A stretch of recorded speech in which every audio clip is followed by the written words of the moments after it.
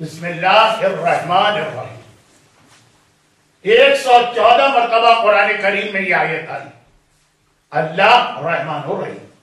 پہلے ہندوستان اور پاکستان میں دوا ہوتی تھی امرت دھارا. آپ میں سے تو اکثر نے اس کا نام بھی نہیں سنا ہوگا، اس کو دیکھنا تو دور کی بات. ہر گھر میں یہ دوا ہونی چاہیے کیونکہ یہ ہر بیماری کا فوری علاج ہوتی. رات کے 2 بجے اگر کوئی پرابلم ہو گئے، کسی کو بخار آ گیا، نمونیا ہو گیا، کھانسی ہو گئی، فلو ہو گیا، طبیعت خراب ہو گئی، امرت دھارا ہر بیماری کا علاج بن جاتا. ایٹ لیسٹ فوری طور پہ وہ رات تو خیریت سے گزر جائے. یہ آخری آیت جو میں نے تلاوت کی ہے یہ بہت سے مومنین کے لیے بہت اہم آیت ہے کیونکہ امرت دھارے کا کام کرتی ہے. اللہ رحمان الرحیم. قرآن کس طرح سے یہ اعلان کر رہا اللہ رحمان الرحیم. اب اس کا مطلب کیا ہوا؟ نماز قضا کرو. کسی نے ٹوک دی، تم نے نماز چھوڑ دی. کہا رے قیامت کا حساب کتاب مولویوں کے ہاتھ میں نہیں ہے، اللہ کے ہاتھ میں ہے. کون اللہ جو رحمان الرحیم؟ کسی نے شراب پی، ہم نے کہا تم شراب پی رہے. کہا اللہ بہت بخشنے والا بہت مہربان ہے، وہ ہمیں معاف کر دے گا. آپ لوگوں کا کنٹرول نہیں ہوگا قبر کے اندر. عورت بے حجاب گھر سے باہر نکلی، ارے تم بے حجاب، تو اللہ رحمان الرحیم. مرد نے داڑھی شیو کرائی اب رمضان میں بھی، ہم نے کہا یہ عمل اللہ رحمان الرحیم. کسی کا حق کھا لیا، کسی کی غیبت کر لی، کسی میں تہمت لگا دی اور ہم نے ذرا سا توجہ ڈائیورٹ کی کہ کیا کر رہے، کہا وہ اللہ رحمان الرحیم. تو یہ آیت مومن کے بہت کام آنے والی. ہر واجب کو چھوڑ دو، اس آیت کا نعرہ لگا. ہر حرام کو انجام دو، اس آیت کا نعرہ لگا. یہ آیت ایک بار جو نازل ہو گئی بس. اب اس کے بعد نہ تمہیں واجبات کی ضرورت ہے کیونکہ اللہ رحمان الرحیم، اور نہ ہی تمہیں کسی حرام سے اپنے آپ کو بچانے کی ضرورت ہے، اللہ رحمان الرحیم. مگر کیا یہی اس آیت کا مطلب؟ کیا یہ آیت اللہ نے قرآن میں 114 مرتبہ اس لیے نازل کی ہے کہ میرا رسول لوگوں کے کردار کی اصلاح کرتا رہے اور یہ آیت لوگوں کے کردار کو بگاڑتی رہے؟ کیا یہ آیت اس لیے نازل کی گئی کہ پیغمبر کے سارے مشن کو اس آیت کا نعرہ لگا کر ختم کیا گیا؟ اللہ رحمان الرحیم ہے. 114 مرتبہ یہ اعلان ہوا، مگر کس طرح کا رحمان الرحیم؟ 30 دن ماہ رمضان یا 29 دن اچھی طرح سے ذہن جھنجھوڑ کر یہ یاد دلایا جاتا ہے کہ اللہ رحمان ہے مگر کس کے لیے، اللہ رحیم ہے مگر کہاں پر. ایک دعا ایسی جو خاص زمانے کے امام کا تحفہ ہے اپنے شیعوں کے نام کہ جب تک میری خیبت کا سلسلہ جاری رہے تو میں یہ دعا پڑھتا ہوں. دعائے افتتاح پورا مہینہ یہ دعا پڑھی جاتی ہے، اور اس دعا کا پہلا جملہ ہی یہ بتا رہا کہ اللہ رحمان تو ہے مگر کس کے لیے. بسم اللہ الرحمن الرحیم. اللہم انی افتتح الثناء بحمدک وانت مسدد للثواب بمنک. اے خدا میں تیری تعریف کے ذریعے ہی تیری تعریف شروع کر رہا ہوں، اور تیرا احسان ہے کہ تو نے مجھے سیدھے راستے کی ہدایت کی. اس کے بعد ایقنتو مجھے یقین ہے انک انت ارحم الراحمین، تجھ سے زیادہ رحمت والا کوئی نہیں. مگر کہاں؟ فی مواضع العفو والرحمہ، جہاں رحمت کی جگہ ہو وہاں تجھ سے زیادہ رحمت والا کوئی نہیں. واشد المعاقبین فی موضع النقال والنقمہ، اور جہاں سزا دینے کی جگہ ہو، پنشمنٹ کا موقع، وہاں تجھ سے زیادہ سخت پکڑ کرنے والا اور تجھ سے زیادہ سخت سزا دینے والا کوئی نہیں. وہ رحمان و رحیم بھی ہے جہاں رحمت کی جگہ ہو. ایک دن اتفاق سے آنکھ نہ کھلی، صبح کی نماز پڑھا ہو. ایک دن شیطان کا اتنا غلبہ طاری ہو گیا کہ تھوڑی سی شراب پی. ایک موقع ایسا ہے کہ بے خیالی یا بے دھیانی میں یہ جان بوجھ کر کسی حرام مکس گیدرنگ میں چلے گئے. معافی مل جائے گی.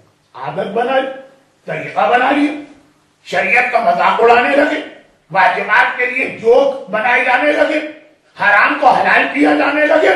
اشد المعاقبین، تجھ سے زیادہ سخت پکڑ کرنے والا کوئی نہیں. موضع النقال والنقمہ، یہاں پہ عذاب اور سزا دینے کا موقع. اور یہ بھی ایک بات میں بتا دوں، اس لیے کہ آج کل ایک نعرہ بہت پاپولر ہے، اچھی بات ہے، لیکن اس کو ذرا سمجھ کے اس نعرے کو لگانا. دعائے افتتاح، اس کا بیسک تھیم کیا؟ اس زمانے کے امام کو یاد کرنا اور یہی کہنا کہ مولا اب تو آ جائیے، اب تو آ جائیے، اب تو آ جائیے. یہی ہے دعائے افتتاح. لیکن ٹھہریے. دعائے افتتاح جو رمضان کے پورے مہینے 30 کے 30 دن تلاوت کرنے کا خاص حکم زمانے کے امام نے اپنے دوسرے نائب محمد ابن عثمان ابن سعید احوازی کے ذریعے دیا. اس کا پورا عنوان ہے امام کیوں نہیں آتے؟ آ گیا. اور امام کے آنے سے ہمیں بینیفٹ کیا ملے؟ انسینٹیوز تو بہت ضروری ہوتے ہیں. ہمیں پتا تو چلے کہ امام آئیں گے تو کتنے ہمیں فائدے ملنے والے ہیں، تاکہ انسان کی دعا دل کی گہرائی سے نکلے.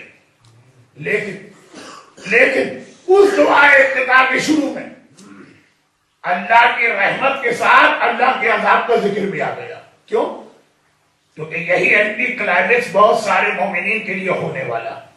امام آئیں گے، پتا چلا کہ سب سے بڑھ کر کے نعرہ لگانے والا اور وہی امام کی بارگاہ میں پہلا مجرم بن کے پہنچ رہا. کیونکہ اگر کسی کے ذہن میں یہ خیال و تصور ہے کہ امام کے آتے ہی سارے شیعوں پر سے پوری شریعت کو معاف کر دیا جائے گا اور ہم کہیں گے مولا آپ کی خیبر میں ہم نے سپاہی صحابہ، لشکر جنگی اور القاعدہ اور طالبان کے ہاتھوں اتنے مظالم برداشت کیے، اب تو آپ آ گئے ہیں نا، اب تو ہمارے حکمران آپ ہیں نا، اب تو ہمیں ہر چیز کی کھلی چھوٹ و آزادی ملنی چاہیے.